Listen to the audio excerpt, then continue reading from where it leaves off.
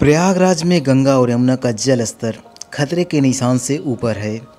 यदि मनुष्य के अधिकार में प्रकृति को सजा सुनाने की क्षमता होती तो यमुना और गंगा नदी पर प्रयागराज हाई कोर्ट में बाकायदा मुकदमा चलता।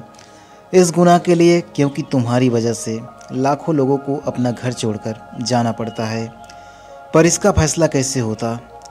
आइए हम सभी एक रोमांचक मुकदमे के साक्षी बनते हैं और इसका नाम होगा बाढ़ का असली अपराधी कौन। इंसानों की अदालत में गंगा और यमुना ने अपना पक्ष रखा। हम अपराधी कैसे हो सकते हैं? हम पहाड़ों से आने वाले पानी को बहाकर समुद्र तक ले जाते हैं, वरना पूरा शहर ही डूब जाए। सजा देनी है तो पहाड़ों को दीजिए, आखिर इतना पानी भेजता ही क्यों है? हम संभाल ही न पाए।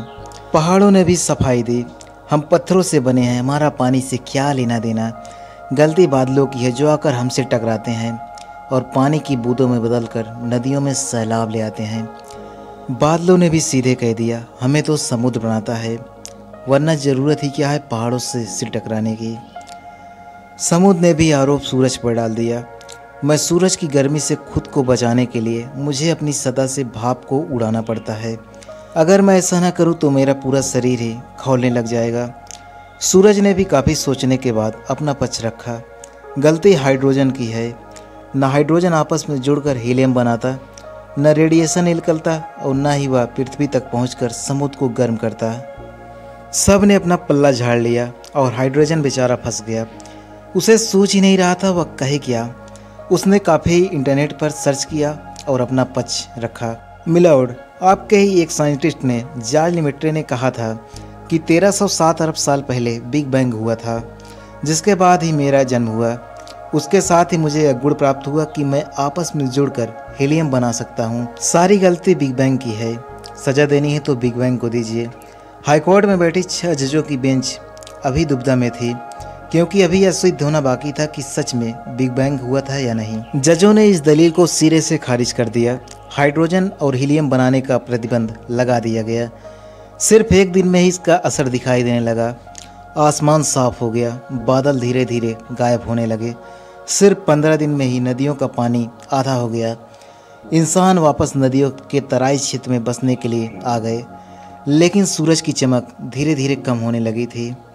हर दिन ठंड इतनी ज़्यादा बढ़ने लगी, चारों तरफ घना कोहरा छाने लगा। सिर्फ एक ही महीने में नदियों का पानी सूख गया और जो पानी बचा था वो बर्फ़ में बदल गया। बिजली बनाने वाले बांध अब किसी काम के नहीं थे। ठंड लगातार इतनी ज़्यादा पड़ रही थी कि पेट्रोल और डीजल टैंकरों में ही जम गए थे। पूरा शहर जैसे थमसा गया था, सड़कें वीरान हो चली। सूरज धीरे धीरे चाँद जैसा दिखने लगा और चाँद पता नहीं कहाँ चला गया। सूरज के पास अब इतना प्रकाश ही नहीं था कि वो चाँद को रोशन कर सके। वैज्ञानिकों ने जल्द ही चेतावनी दी कि हाइड्रोजन पर हीलियम बनाने का प्रतिबंध जल्द ही न हटाया गया तो पृथ्वी पर जीवन खतरे में पड़ सकता है। सारे पेड़ सूख जाएंगे, खेती नहीं होगी और अनाज के बिना इंसान भला कितने दिन तक जिंदा रहेगा। केस सुप्रीम कोर्ट तक गया। प्रतिबंध हटाने से पहले हाइड्रोजन को फिर से अपना पक्ष रखने का मौका दिया गया। हाइड्रोजन ने अपनी दलील दी, गलतियां आप करते हैं और दोष सृष्टि के नियमों को देते हैं। वो नियम जिसकी वजह से आप मनुष्य अस्तित्व में हैं, वो सिद्धांत जिस पर दुनिया चल रही है, वो एक दिन में नहीं बने। उनको विकसित होने में अरबों साल लगे। इसलिए उन्हें बदलना अर्थ पूरे संसार में उथल पुथल पैदा करना है। क्या ज़रूरत है ऐसे इंसान को वहाँ पर रहने की जहाँ पर पता है बाढ़ के समय पानी आता ही है। बाढ़ कभी आए ही ना यदि आप थोड़ी सी बिजली बनाने के लिए नदियों के बहाव को न रोकें। नदियाँ थोड़ी सी फैलेंगी, उसके बाद खुद में ही सिमट जाएंगी। लोग सस्ती ज़मीन पाकर नदियों के तराई क्षेत्र में भी मकान बना लेते हैं, जबकि उन्हें पता है 2 या 3 महीने घर से दूर जाना ही होगा। तो आप इंसान इसके लिए हमें जिम्मेदार नहीं ठहरा सकते। हम सृष्टि के नियमों में बंधे हैं, वही करते हैं जिसके लिए हम बने हैं। लेकिन आप इंसान वो भी करते हैं जिसके लिए आप नहीं बने हैं, और यहीं से सारी गड़बड़ियाँ पैदा होती हैं। यह तो बस एक संकेत है, आपके द्वारा प्रकृति के साथ छेड़छाड़ की जा रही है। यदि इसे जल्द ही ना सुधारा गया तो आप इंसान को इससे भी भयंकर परिणाम भुगतने पड़ सकते हैं। इसलिए इन सभी समस्याओं को आप इंसान को अभी से ध्यान देना होगा और इसमें भी आपकी आबादी एक बड़ी समस्या है। पृथ्वी अधिकतम 1000 करोड़ इंसान को जिंदगी को चलाने के लिए संसाधन उपलब्ध करा सकती है, लेकिन हर मनुष्य को जितना चाहिए उससे वह अधिक जुटाने में लगा हुआ है।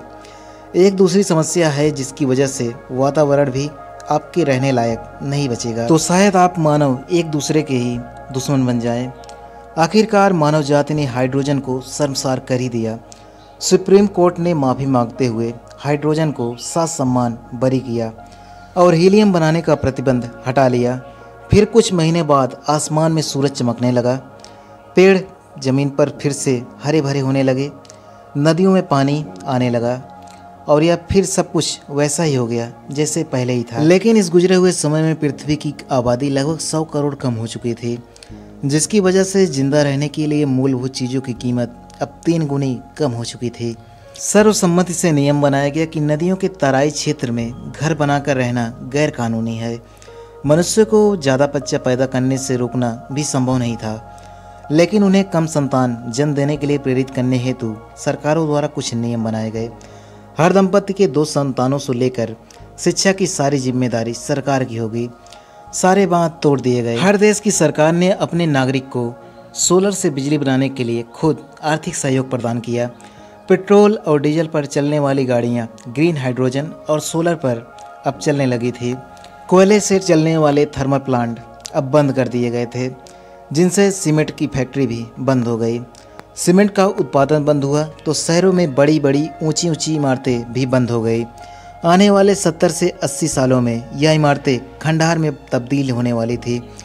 कारखाना बंद होने के परिणाम स्वरूप लोग बड़े शहरों से छोटे छोटे गांवों की तरफ लौटने लगे। मनुष्य वो प्राणी है किसी भी चीज़ को चरम तक भोगने के बाद ही खुद में बदलाव लाता है।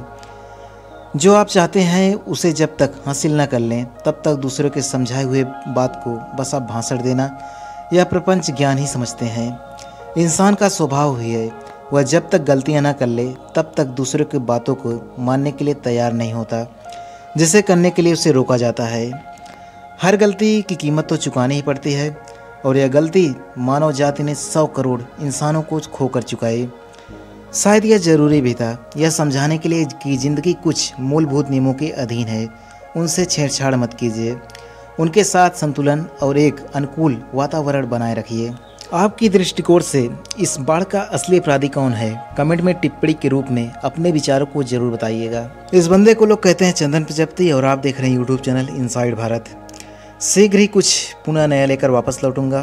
तब तक के लिए आप सभी से विदा।